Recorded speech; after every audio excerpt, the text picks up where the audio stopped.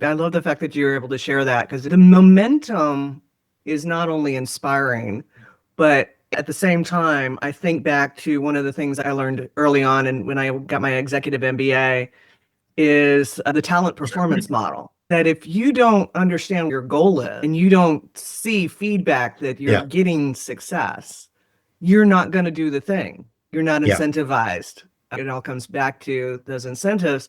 And this is a collaborative thing. You've got the stakeholders involved on both sides of the equation, on all sides of the equation. And looking at this collaboratively to figure out, okay, so here's where the gaps are. Here's something we might want to like really take a serious look at, because this could impact the whole system. I'm a big fan of the theory of constraints, and I'm sure some of your partners are very familiar with the concept of bottlenecks. When you have that bottleneck, you've really got to go ahead and address that first. And a lot of people don't do that. They end up ignoring it, and then the whole thing gets kludged up even more. And that's my word for ACE. But it's incredible because when you have this collaboration and you have people involved, it's a multiplier too. And so I think back to my early days in the business and process automation about how siloed we were. Luckily, I worked for, especially early in my career, worked for some great organizations that were not this way, but I got to see it with my cohorts. I remember when there were like only 200 people in the United States who actually did anything near what I did. And they were so siloed in their decision hierarchy, and they were not used across divisions and across stakeholders within a company, let alone, hey, wait, what about our clients, our customers, our vendors, taking that into account and making sure that it works for them too. Because if you don't have clients or customers or vendors, it's going to be pretty hard to have a business.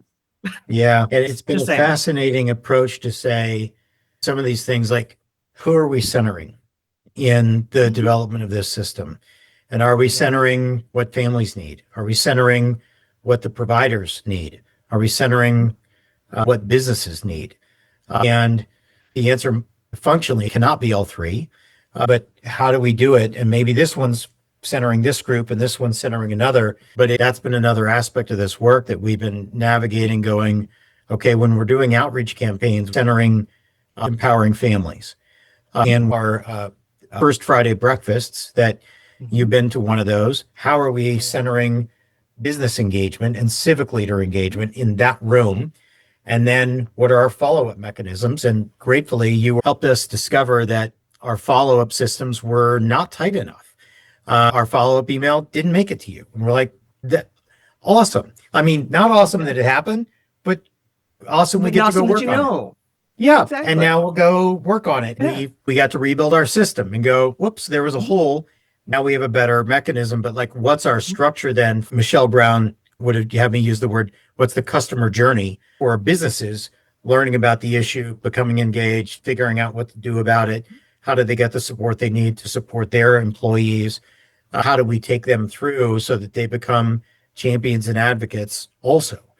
Because if we're going to do policy change, it's got to come from parents, also got to come from businesses. It's also got to come from these civic leaders who say, we should, we can, and here's how.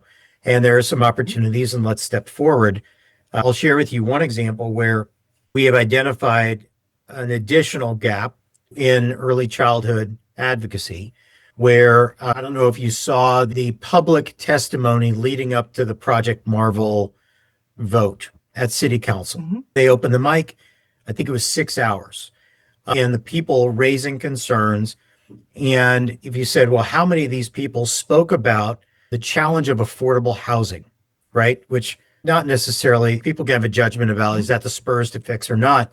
But so many people spoke about affordable housing. It was massive, like an outpouring of like, we need affordable housing. This is a problem. I mean, gobs of them. It was really impressive, concerning, but impressive, right? Because the situation exists, the fact that they were ready. And then you go, how many people spoke about the challenges of early childhood and affording that? Zero. Because we don't have a structure of how to help families know that there's a place to talk, get ready to feel comfortable to tell their story, know when and how to show up, to facilitate them getting there, transportation, and be able to have that be lifted up. And we're like, wow, the numbers of families experiencing a challenge with childcare affordability is the same, more or less, as the people experiencing affordable housing problems. But you wouldn't know it in that room. And you go, okay, well, if we're going to advance policy, we need a different system to build up parent voice and parent advocacy and business voice and business advocacy so that they both are coming to that mic speaking about this challenge too. But we know that there's another systems gap out there that if we're going to bring about policy change, we have more work to do. And, that's next-ish to figure out how we do that, because there's another one. Yeah, well, we're trying to figure out how I can be involved and be a contribution with all the other things that I've got going on and such, but maybe that might be a great place, because when you're talking about the customer journey, I think about personas. That is, what decision-making role are they in? Are they a parent? Are they a business? Or sometimes business and parent, employee, organizational stakeholder, policies, all these different people. And what is their journey? What do they need in order to get to the place that they want to go to, that they're interested in solving, to gain more or to reduce the discomfort of whatever they're dealing with? And my theory is that a lot of parents don't realize that they're not alone in this. I don't think they're talking. I mean, we've been so isolated and increasingly isolated in our society that I think in many ways, and I would love to be proved wrong, that I don't think a lot of parents are really going ahead and actually having the conversation about how difficult it is, because I think there's a little feeling of shame involved in that, oh my gosh, I have this child. I'm wanting to have the best for this child, and now circumstances are making it very difficult. No matter where you are on the socioeconomic ladder. I remember my first encounter of this problem when a VP in marketing, she left the workforce because it was too expensive to put the kids in childcare. Yeah, right.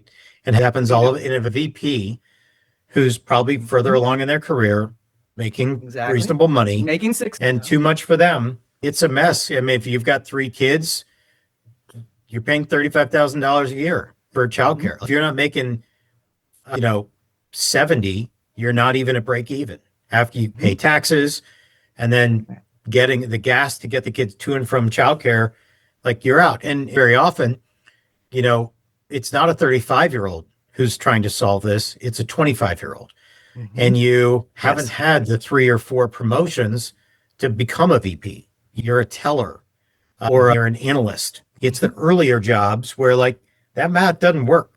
And so and then you've got the other issue, which I'm not speaking it should be this way, but so often in America, the role of solving for children falls to moms. And then even if you make the choice of stepping out of the workforce, now your childcare cost is the opportunity cost of you not working. And not only that, but it's the opportunity cost of the missed promotions. So then you've got the gap of, well, I didn't get the promotion. So when I come back in, I'm 15,000 below, but then I would have had this other promotion but I'm not getting that one yet. So you actually carry that $15,000 gap, and it can get bigger over time for the rest of your career. And it's interesting that we have the great benefit of having Peter John Holt as one of our board chairs. And his comment is like, look, since the 70s, we've changed how many people are in the workforce. We went from having mostly one parent working to now thirds of families have both parents working or all available parents working. But we didn't build the systems to support the economy. Didn't do them. So now families are stuck in this painful middle